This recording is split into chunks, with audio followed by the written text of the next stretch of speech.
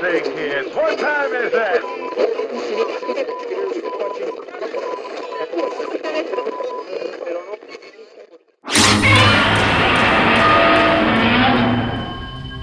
Hey everybody, Keith here from GeekTime TV, and I just wanted to drop a couple quick words on some Godzilla news brought to my attention last night from our resident Godzilla guru, Spoiler Pete Bradley.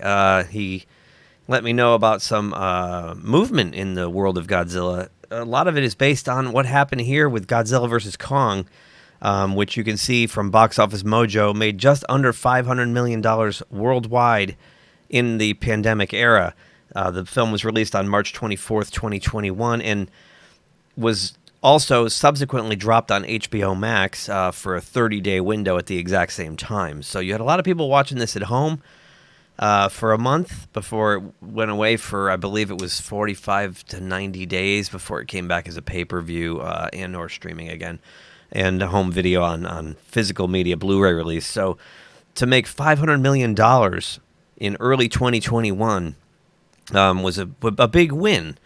And you wondered what was next for the legendary Monsterverse. Well, now we're finding out, and it looks like AppleTV is landing the Godzilla and the rest of the Titans for some ongoing projects. But before we get into that, I just want to bring up the banner at the top there. Louis Anderson died today, Friday, January 21st, and rest in peace, Louis. I first saw Louis Anderson on the Rodney Dangerfield Young Comedian special on HBO in 83 or 84. I was just a teen back then. And I loved his kind of, self-deprecating humor and kind of the aw shucks. He had the little kid face. And I gravitated toward Louis Anderson. He never quite became one of these A-list comics, but he was always one of my favorites, and of course made an appearance in the great John Landis film Coming to America with Eddie Murphy. So rest in peace, Louis. It's a shame. I guess he had lymphoma and finally caught up to him, but one of the underrated greats in our industry, Louis Anderson. So getting back to Godzilla. So this article comes to us from Justin Kroll on Deadline, released last night. So in a massive deal that expands on Legendary's Monsterverse, Apple TV Plus has ordered a new live-action series featuring Godzilla and the Titans, which is kind of weird because wouldn't that be a Warner HBO property? So I'm guessing that Apple backed up the money truck, and money talks, gang. So let's continue on. Following the thunderous battle between Godzilla and the Titans that leveled San Francisco and the shocking new reality that monsters are real, the Untitled series explores one family's journey to uncover its buried secrets and a legacy linking them to the secret organization known as Monarch. The series will be produced by Legendary Television and executive produced by co-creators Chris Black, who will also serve as showrunner, and Matt Fraction. Matt Fraction, for those of you who don't know, is a comic book writer, best known for his Hawkeye series and the last Iron Fist story. Interesting. Matt Fraction. Alongside Safe House Pictures, Joby Harold and Tori Tunnell, and Toho Company Limited, and I'm going to probably butcher this, Hiro Matsuoka and Takemasa Arita. Hope I got those right.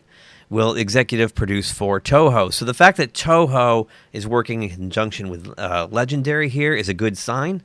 It means there'll be consistency not only with the three existing films, Godzilla, Godzilla King of Monsters, and Godzilla vs. Kong, and Kong Skull Island, if you want to throw that in there, but also that the Japanese monsters, the kaiju, will be represented properly.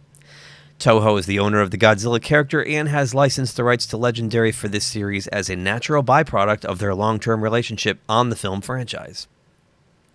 Talks about expanding the universe via a series began after Godzilla vs. Kong became one of the first box office hits in the pandemic era. As we saw, $500 million globally. That's a big win. Legendary is already developing the next untitled film set in the Monsterverse, but saw potential in developing a series and began talking to buyers that were interested. Apple showed immediate interest as it looks to add more branded IP to a slate of original TV series that continues to grow, and a deal was soon struck to start development on the series.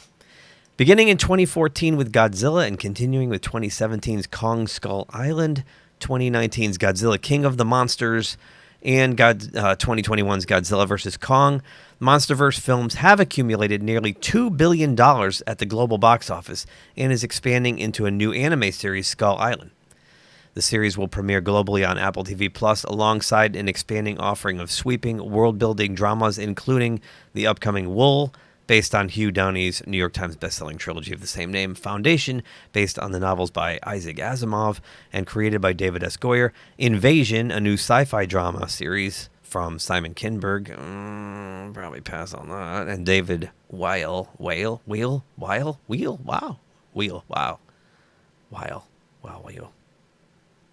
and a post-apocalyptic series C starring Jason Momoa, Dave Bautista, and Alfred Woodward. So, interesting. Again, interesting that the legendary Monsterverse would land on Apple TV Plus rather than HBO Max. But, hey, if you're a fan of kaiju, if you're a fan of the Godzilla films, this is good news for all of us, I think.